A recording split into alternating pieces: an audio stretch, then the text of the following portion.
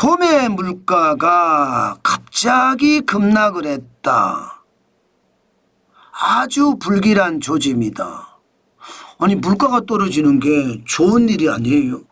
그런데 제가 아주 불길한 조짐이다 이렇게 이야기하고 있습니다. 일단 이걸 한번 보시죠. 생산자 물가가 도매 물가거든요. 21개월 연속 상승하고 있습니다. 21개월 연속이면 2년 가까이 계속 상승한다는 뜻이잖아요. 상승은 하는데 2025년 4월을 보시면 0.9까지 떨어졌습니다. 일반적으로 목표 물가 이러면 2%입니다. 2%. 예, 2025년 1월에 1.7%였거든요. 2% 이하로 떨어진 적은 오래됐어요. 그런데 물가가 도매 물가 계속 올라가고 있었던 것도 사실이에요. 그런데 지금 3월에 1.3%에서 4월에 0.9%까지 떨어졌습니다. 더 놀라운 거 전월 대비하면 마이너스가 됐어요. 2월 3월 0%로 보합세를 이루더니 이제는 전월 대비해서 마이너스 0.1%까지 떨어졌습니다. 여러분 생산자 물가가 떨어진다. 도매 물가가 떨어진다. 우리가 잘 생각해 보자고요. 그러면 소매업자는 이게 도매 가서 물건을 사올 거 아니에요. 그죠? 그러면 도매가 물가가 떨어졌어. 왜 떨어졌을까요? 제조업체들이 상황이 안 좋다는 이야기예요. 도매업체들이 제조업체에서 물건을 살 때 싸게 사고 싶어 하는 건 당연하거든요. 그런데 제조업체는 싸게 안 주려고 해. 일반적이에요. 그런데 제조업체는 창고에 재고만 자꾸 늘어. 재고가 넣으니까 안 되겠다. 도매업체한테 덤핑으로 넘겨. 덤핑으로. 뭐 완전 덤핑은 아니지만 할인해서 일단 넘긴다는. 그러니까 전월 대비해서 도매 물가가 마이너스가 되기 시작한 거예요. 마이너스. 와 이거 문제예요. 이게 문제. 왜 문제냐. 여러분 마이너스가 된다는 것은 소매에서 제 역할을 못 해준다는 거예요. 소매에서 말입니다. 물건을 잘 팔아주면 도매 창고에 재고 쌓일 일은 없거든요. 그죠? 그리고 도매 창고뿐만 아니라 제조업자 창고에 재고 쌓일 일도 없습니다. 그런데 소매에서 지금 못 팔아준다는 이야기잖아요. 소매에서 못 팔아준다는 이야기는 뭡니까 여러분? 결국 경기가 침체한다는 이야기예요. 저는 이게 충격이라고 생각합니다. 사실 한국 경제 침체할 가능성이 굉장히 높다 이렇게 얘기해 왔습니다. 한국개발원도 한국금융연구원도 올해 대한민국의 경제 성장률을 0.8%로 보고 있습니다. 이 수치는 글로벌 금융위기 때와 똑같은 수치예요. 그만큼 대한민국 경제가 어렵다는 거예요. 그런데 그 조짐이 도매 물가에서 나타났다는 이야기입니다. 마이너스 0.1%가 전월 대비해서 떨어졌다는 것은 그만큼 경제가 침체하고 있다는 증거라 저는 그렇게 생각합니다.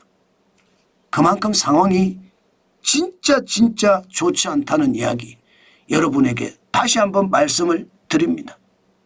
실제로 말입니다. 도매 물가가 마이너스가 됐는데도 사람들은 그걸 못 느끼거든요. 왜 못 느끼는지 아세요? 이게 각각의 물가를 보니까 농림수산품은 떨어진 것 같아. 지금이 5월이니까 농림수산품, 농산물은 많이 나오잖아요. 당연히 공급이 많으니까 떨어집니다. 공산품도 오르지는 못하고 있습니다. 전력가스 수도 폐기물 5.7% 올랐고요. 서비스가 1.5% 올랐습니다. 0.9%. 전월 대비해 보면 공산품 마이너스 0.3%, 농림수산품 마이너스 1.5%, 전력가스 수도 폐기물이 0.4% 올라갔고요. 서비스업이 0.2% 올라갔습니다. 총 지수가. 그런데 가공물가를 보면 이게 장난이 아니에요. 가공물가를 보면. 가공물가를 보면 지금 가공물가가 굉장히 많이 올랐습니다. 그러니까 우리는 못 느끼는 거예요. 우리는. 2025년 1월을 보면 2.7% 가공물가가 올랐지만 4월에는 4.1%까지 올랐거든요. 결국 말입니다. 물가가 떨어진 것은 일상 우리 생활 서민 생활과 상관없이 유가가 떨어지기 때문에 유가 많이 떨어졌잖아요. 유가가 지금 2025년 4월 8일에 57.60달러까지 떨어졌어요. 배럴당. 서부 텍사스산 중진류가. 서부 텍사스산 중진류만 떨어졌는 아니에요. 유가 다 떨어졌습니다.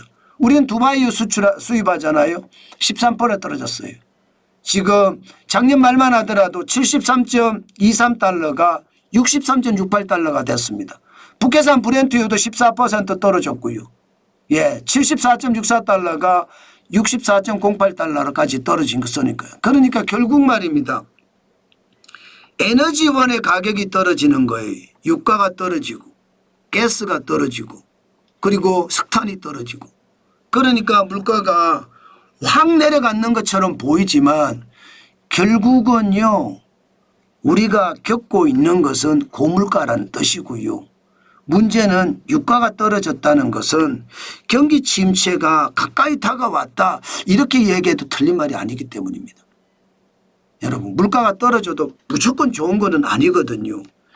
경제가 어느 정도 받쳐주면서 물가가 떨어졌을 때 그게 진짜 물가가 떨어진 거고요. 그렇지 않으면 지금 더 힘겨운 상황으로 저는 몰려갈 수 있다. 저는 그렇게 생각합니다. 여러분 절대로 경제를 가볍게 봐서는 안 됩니다. 물가가 그냥 떨어진다고 해서 물가만 보고 이제 물가 떨어지네 이렇게 생각하기보다는요. 저 물가가 왜 떨어질까? 경제가 나빠진다고 하니까 경제 성장률이 폭락한다고 하니까 물가가 떨어지는구나. 사람들이 지금 물건을 안 사는구나. 그래서 도매상에도 재고가 넘쳐나고 제조업체도 재고가 창고마다 거덕거덕하구나. 이게 결국 경제가 나빠지는 신호다. 이렇게 해석해도 된다는 뜻입니다. 저는 여러분 어떤 지표든 우리가 아주 지독하게 봐야지 단순하게 지표를 해석해서는 안 되겠다. 그 말씀 다시 한번 강조해 드리겠습니다.